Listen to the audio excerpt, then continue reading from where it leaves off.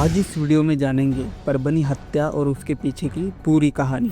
दरअसल ये घटना शुरू हुई 10 दिसंबर 2024 को, जहां एक व्यक्ति ने परभनी में स्थित कलेक्टर ऑफिस के पास डॉक्टर बाबा साहब आम्बेडकर जी के स्टैचू के पास रखी भारत के संविधान की संरक्षण के लिए लगाई गई कांच को फोड़ा था। इस घटना का पता चलने के बाद वहां स्थानीय लोगों द्वारा उस व्यक्ति की जमकर पिटाई की जाती है और इस घटना का पता चलते ही स्थानीय पुलिस मौके पर पहुंचती है और उस शख्स को हिरासत में लेती है। संविधान की गई इस आलोचना पर अंबेडकर अनुयायी काफी नाराज होते हैं और इस पर विरोध प्रदर्शन शुरू कर देते हैं। इस प्रदर्शन के बीच शहर में शांति का माहौल बना रहे ऐसा पॉलिटिशियन और पुलिस द्वारा बताया जाता है। पर इस बीच परभनी में विरोध प्रदर्शन के दौरान हिंसा की घटना के बाद पुलिस 300 से 350 लोगों के खिलाफ अलग अलग धाराओं के तहत कुल 8 अपराध दर्ज कराती है।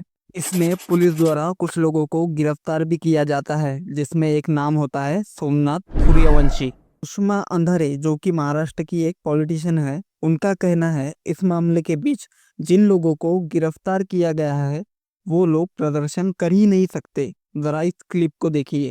वाकोडे हा जुना पॅन्थरचा माणूस, या माणसाला एवढ्या शारीरिक व्याधी आहेत की सध्या हा माणूस जागचा हलू शकत नाही। विजय वाकोडेची सध्या शुगर आणि अनेक आजारांनी त्रस्त आहे। जुना जनता पॅन्थरचा माणूस आहे आणि हा माणूस रस्त्यावर येऊन तोडफोड करूच शकत नाही। अशा माणसाला मध्ये घेता तुम्ही?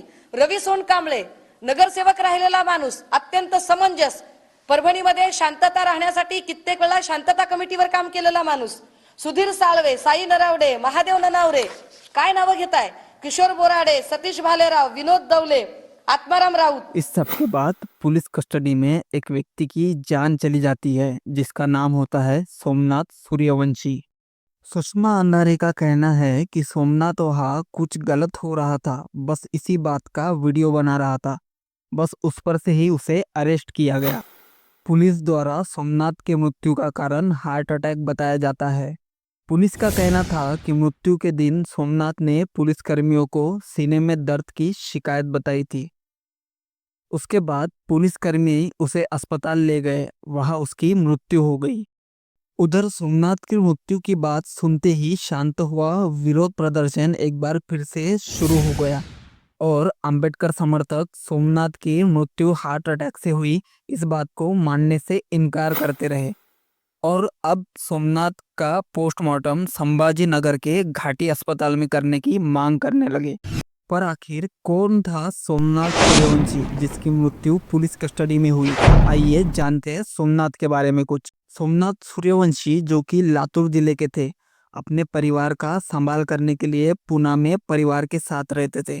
घर की सब जिम्मेदारी सोमनाथ पर ही थी। सोमनाथ घर की जिम्मेदारी के साथ साथ अपनी पढ़ाई भी करते थे। सोमनाथ लॉ के 3rd ईयर में पढ़ रहे थे। परभनी में सोमनाथ का कॉलेज था और अपनी परीक्षा के लिए ही पुणे से वो परभनी आए थे। सोमनाथ सूर्यवंशी को पढ़ने की तीव्र इच्छा थी। उनका कहना था जैसे डॉक्टर बाबा साहब आम्बेडकर जी ने अपनी पढ़ाई इतनी मुसीबतों के बाद में भी पूरी की, वैसे वो भी अपनी कानूनी पढ़ाई पूरी करेंगे और लोगों की मदद करेंगे।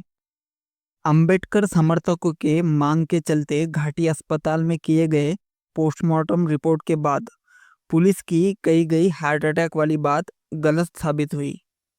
पोस्टमार्टम रिपोर्ट में उनकी मृत्यु का कारण मल्टीपल इंजरीज बताया गया, जो कि उन्हें पुलिस कस्टडी में हुई थी। अब इस पर सोमनाथ की मां और भाई सरकार से न्याय की मांग कर रहे हैं। दरअसल सोमनाथ की मां ने भी पुलिस पर गंभीर आरोप लगाए हैं। सोमनाथ की मां का कहना है कि सोमनाथ को घर से उठाकर पुलिस कस्टडी में डाला गया। सोमनाथ को जब अरेस्ट किया तब उन्होंने परिवार के किसी भी सदस्य को बताया नहीं। पुलिस ने मृत्यु के बाद ही घर वालों को फोन करके सोमनाथ की मृत्यु की खबर दी। संविधान की आलोचना से शुरू हुई ये कहानी कानूनी पढ़ाई करने वाले एक व्यक्ति की मृत्यु से समाप्त होती है और पुलिस द्वारा उसे हार्ट अटैक बताया जाता है, जो कि बाद में झूठ मालूम पड़ता है। ऐसे में सोमनाथ की मां और भाई का न्याय मांगना सही है या गलत, आप ही बताइए।